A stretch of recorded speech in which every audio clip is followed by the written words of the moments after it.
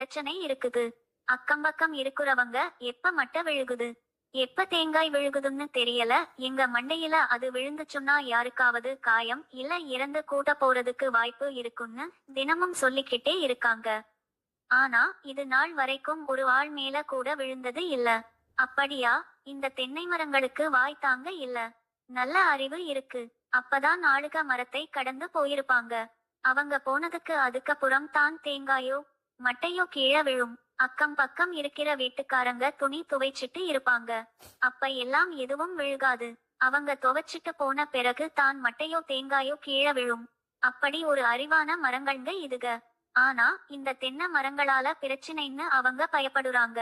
இதுவரைக்கும் எதுவும் ஆகல. இனிமேலும் எதுவும் நடக்காதுன்னு நான் எவ்வளவோ சொல்லி பார்த்தேன். ஆனா யாரும் கேட்கல.